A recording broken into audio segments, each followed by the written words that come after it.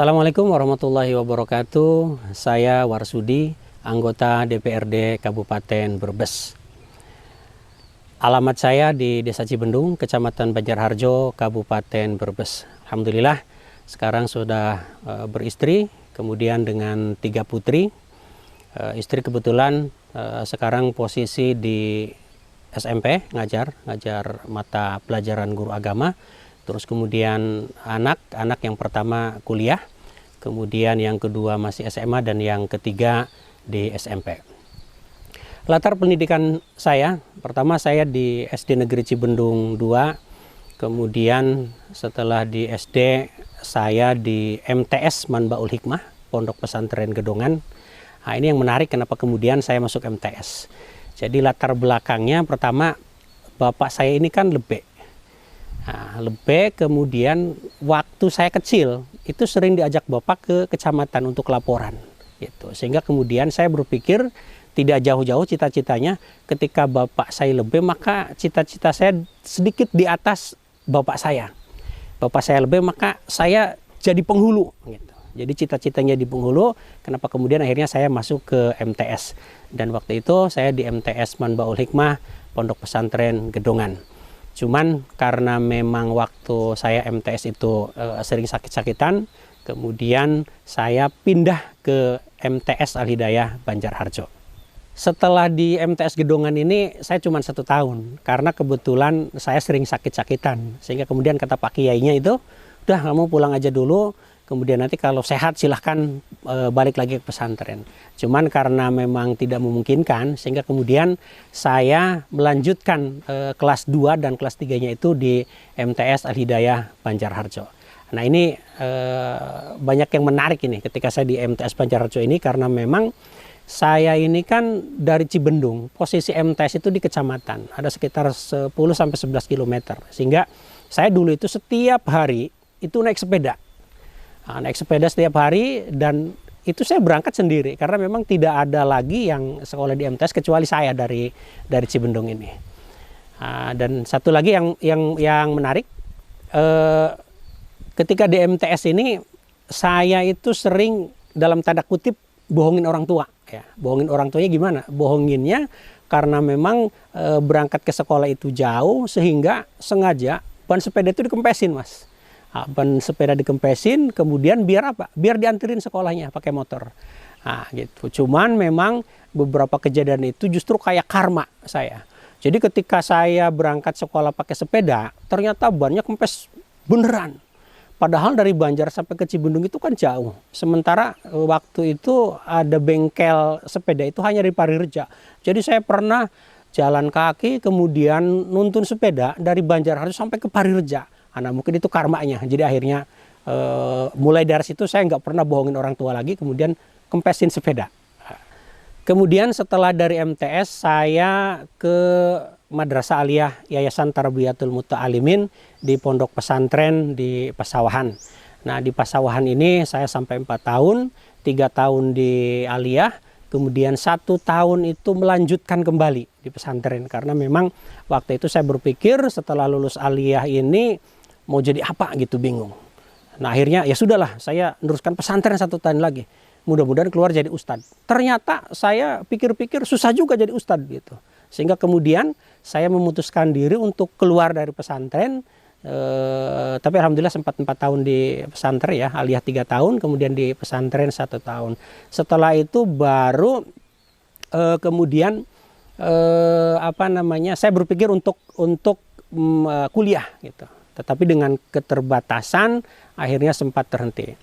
Ya, ada yang menarik ketika saya di pesantren. Di pesantren ini kebetulan memang kondisi ekonomi orang tua sedang turun ya, sedang turun. Banyak hal-hal yang menarik ketika saya di pesantren ini. Pertama, saya itu sering banget ketika mau berangkat ke pesantren itu orang tua tidak punya uang. Sehingga kemudian sering ketika mau berangkat ini nangis sama ibu. Karena memang ya orang tua mau dipaksakan juga nggak punya uang gitu. Sehingga kemudian saya sering berangkat hanya membawa uang waktu itu ya, zaman itu sekitar tahun 92-93an itu bawa uang hanya sekitar 20 sampai 50 ribu. Padahal mungkin uang 10, 20, 50 ribu itu hanya cukup untuk seminggu gitu. Tetapi ya sudahlah, karena memang kondisi orang tua sedang tidak punya uang, saya tetap berangkat ke pesantren. Nah, kemudian ada lagi cerita yang menarik ini, yang seumur-umur pasti akan teringat oleh dalam kehidupan saya. Pertama, saya itu pernah dulu itu di pesantren itu kan kita masak sendiri pakai kompor, kemudian bawa beras sendiri, seringnya beli lawuh gitu ya. Nah, satu saat akhir bulan, kemudian beras saya sudah habis, kemudian uang juga sudah tidak punya, sementara perut lapar gitu. Nah, ketika lapar itu mau minta ke teman juga nggak berani gitu.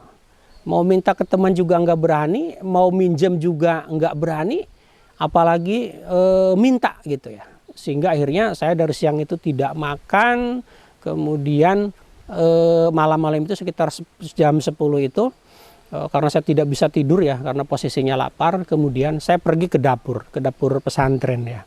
Nah, biasanya kalau sudah di atas jam 10 ini memang banyak makanan tersisa di panci-panci, itu banyak intip ya, banyak intip. Sehingga saya itu malam-malam sekitar jam 10 malam itu bismillah untuk meringankan, untuk mengganjal perut biar tidak lapar. Saya makan intip yang ada di dapur itu. Nah, ini kenangan yang luar biasa.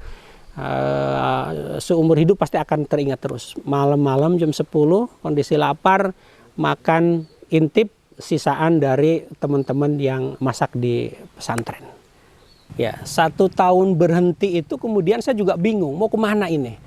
Mau kuliah, ketika menyampaikan ke orang tua juga tidak punya uang. Akhirnya saya memutuskan untuk ikut sama paman, sama uak ke Jakarta jadi kuli bangunan, jadi kenek ya, jadi kenek.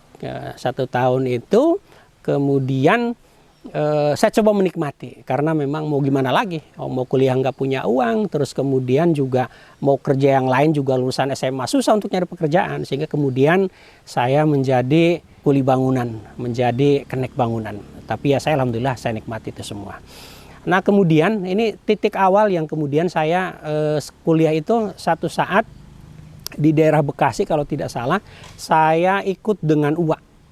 Nah, ketika ikut dengan uak kuli bangunan itu, kemudian satu saat saya bermimpi.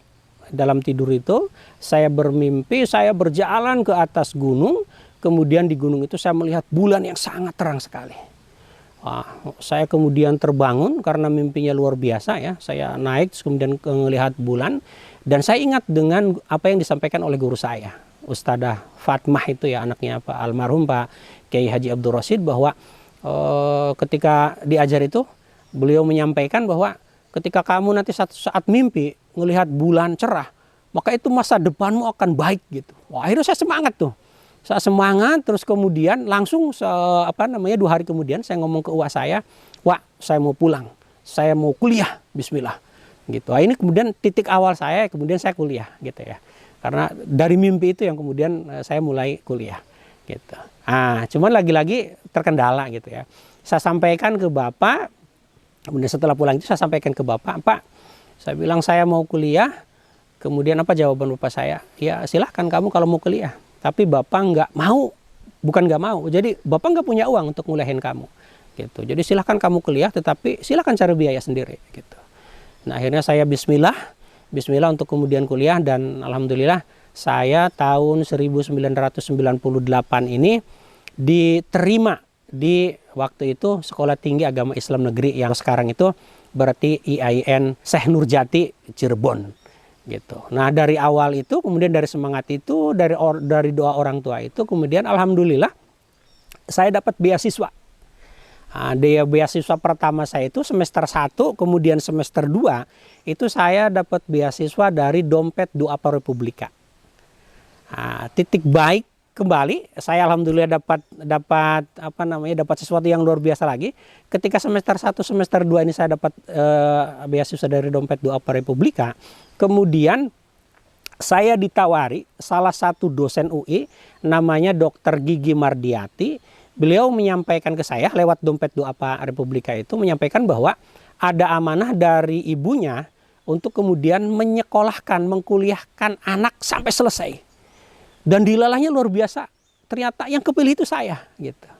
Jadi alhamdulillah mulai semester 3 sampai selesai itu, ya dulu itu saya ditelepon oleh Dr. Gigi Mardia itu, kamu silahkan kuliah sebaik-baiknya, kemudian sampai selesai kamu akan saya biayai setiap bulan. Waktu itu tahun 98-99 itu saya sudah dikasih setiap bulan itu 250.000. Wah, cukup banget, luar biasa gitu.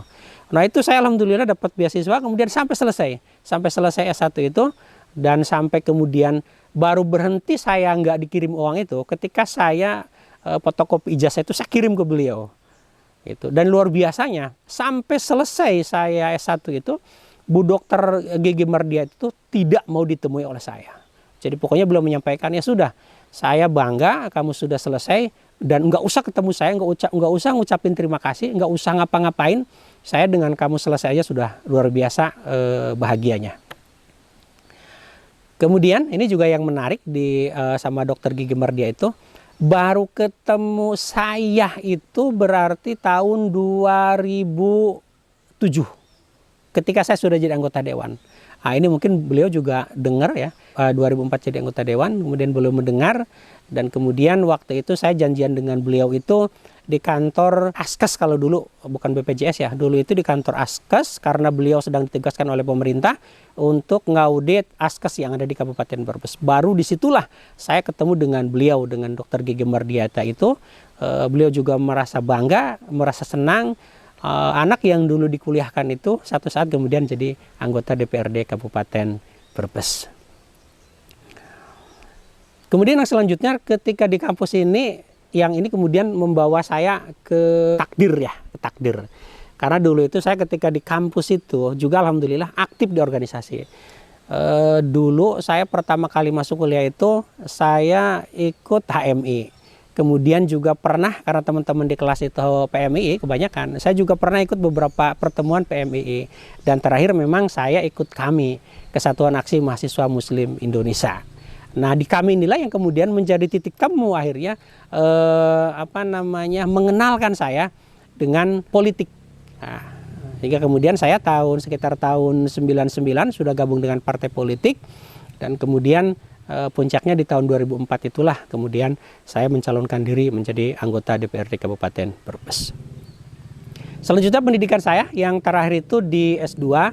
S2 saya di UGJ, kalau sekarang UGJ, kalau dulu itu terkenal dengan Unswagati, Universitas Swadaya Gunung Jati. Dan alhamdulillah saya hari ini pun di UGJ menjadi salah satu pengurus IKA UGJ, Ikatan Alumni Universitas Swadaya Gunung Jati. Pengalaman pekerjaan.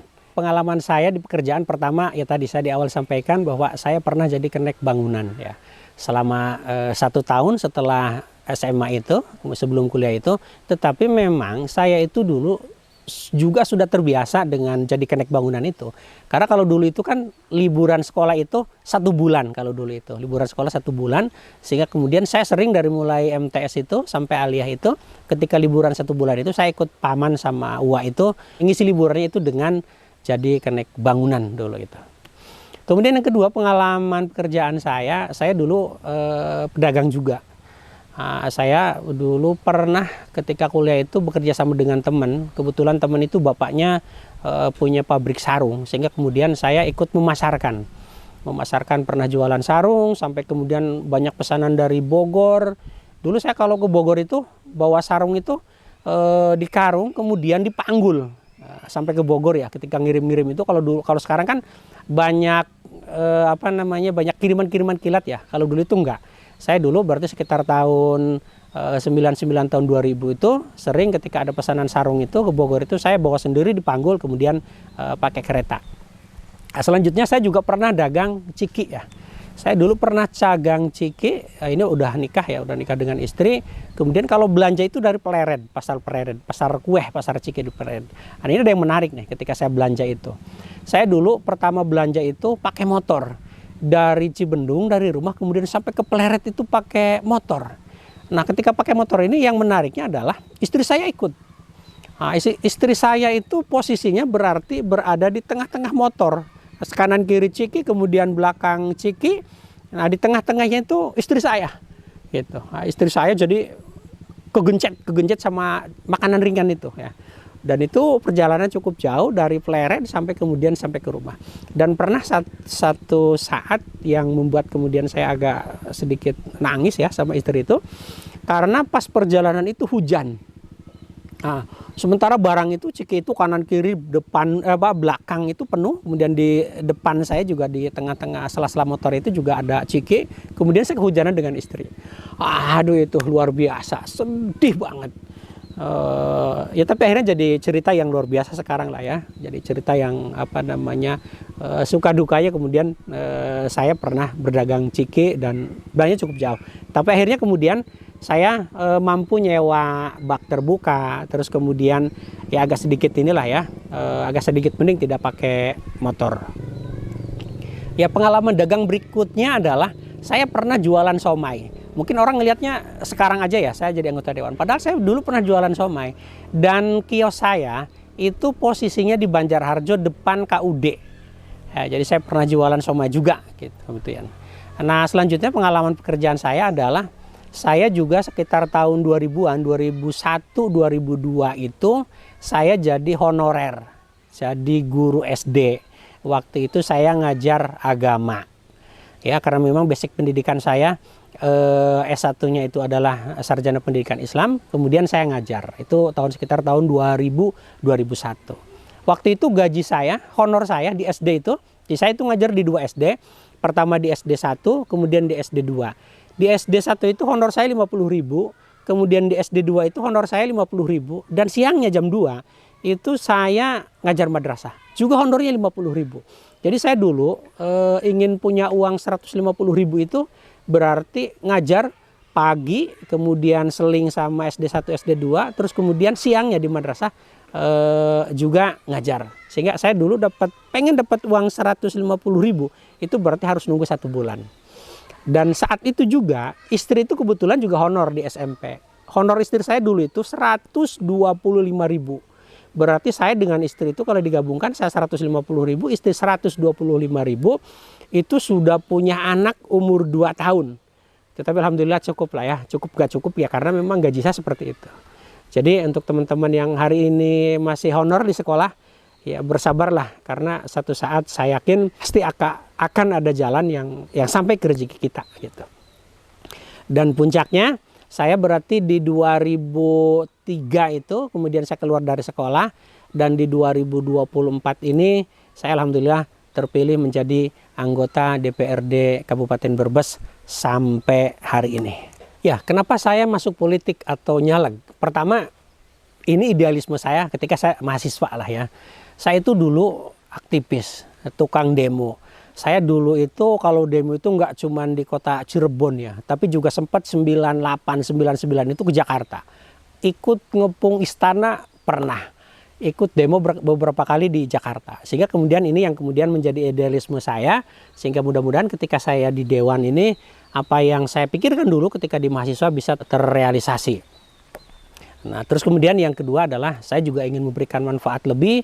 Mudah-mudahan ketika saya di Dewan ini saya bisa memberikan manfaat lebih untuk masyarakat, terutama untuk masyarakat yang saya wakili ya, Banjarharjo Ketanggungan.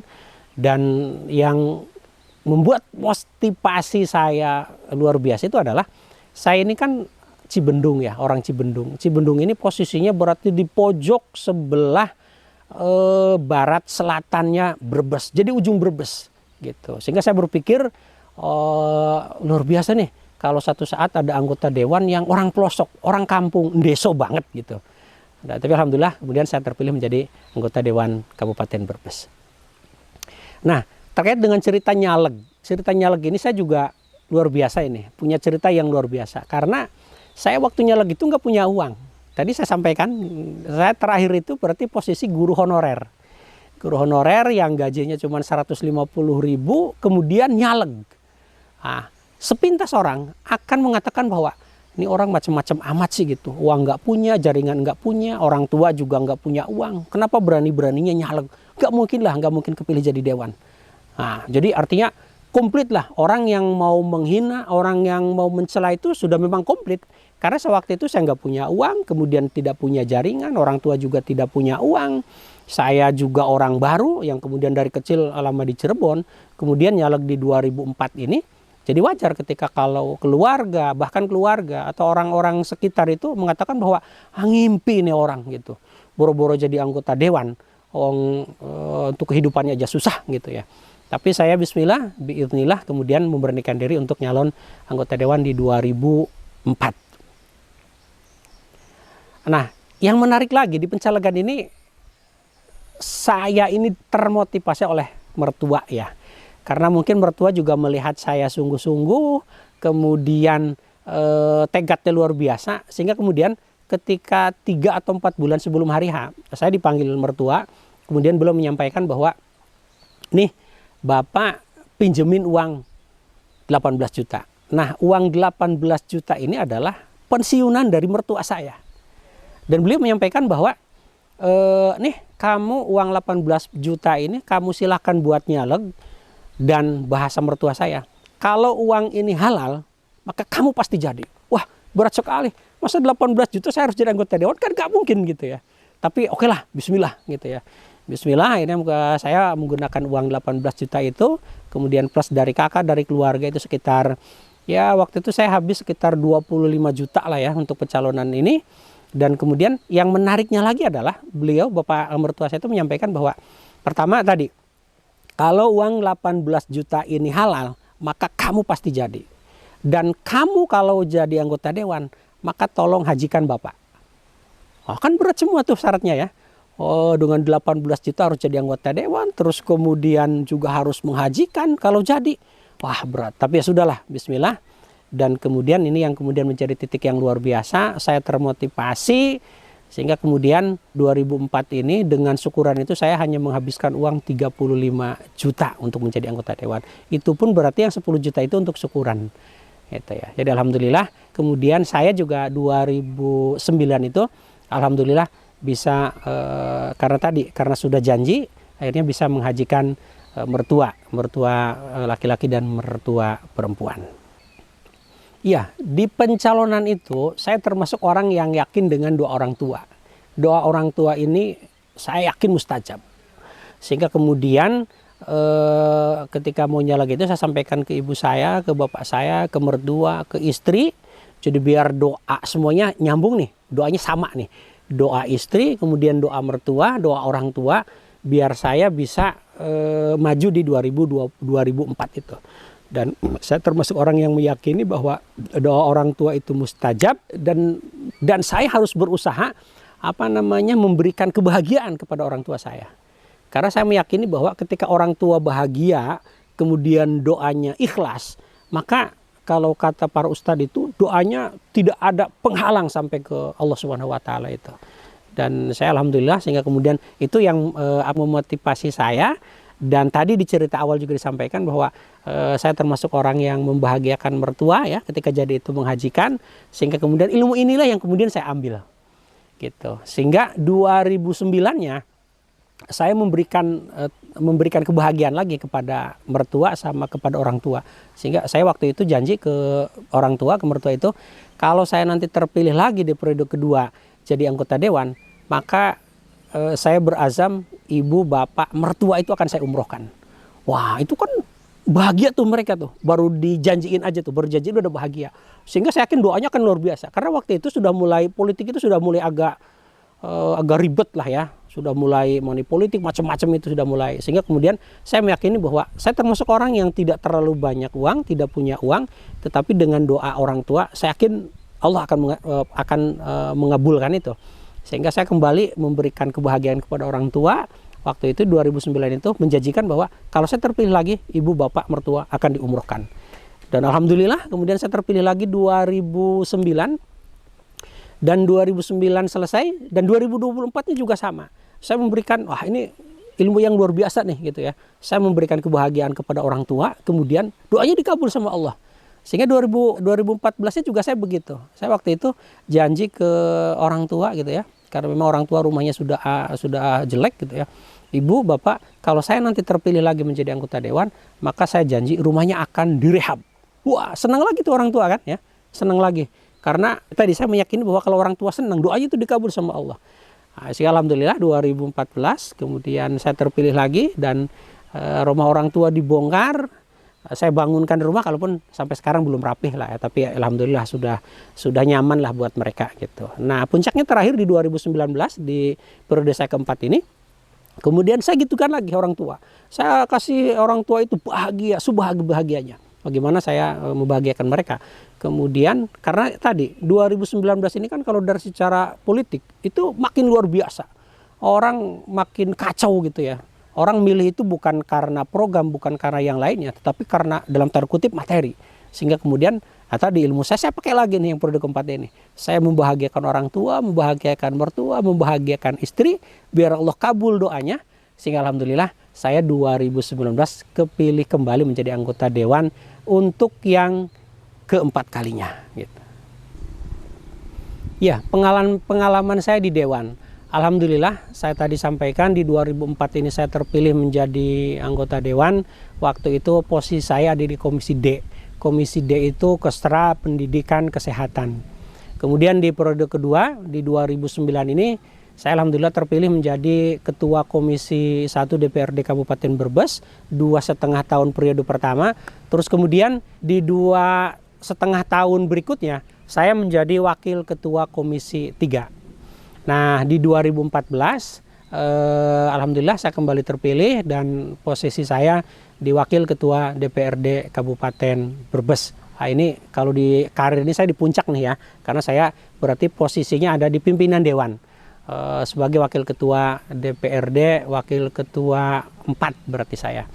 Nah, kemudian di 2019 ini saya alhamdulillah terpilih kembali oleh teman-teman menjadi Ketua Bapemperda. Bapemperda itu Badan Pembentukan Peraturan Daerah, dan di periode 2,5 tahun pertama saya terpilih, kemudian kemarin di periode 2,5 tahun kembali sampai nanti akhir masa jabatan 2024 ini alhamdulillah saya masih terpilih kembali menjadi Ketua Badan Pembentukan Peraturan Daerah. Kesan saya selama menjadi anggota dewan pertama adalah saya yang penting berbuat baik untuk masyarakat. Ya, berbuat baik itu tanpa kemudian melihat penilaian. Karena kalau penilaian itu kan bisa subjektif.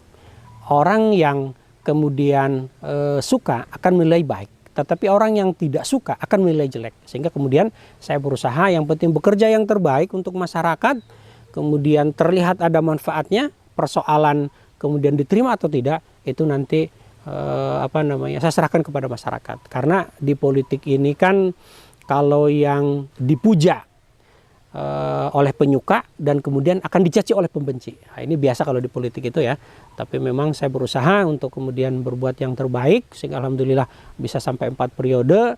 Kemudian saya terpilih menjadi anggota dewan. Ya tadi mudah-mudahan saya memberikan manfaat lebih kepada masyarakat.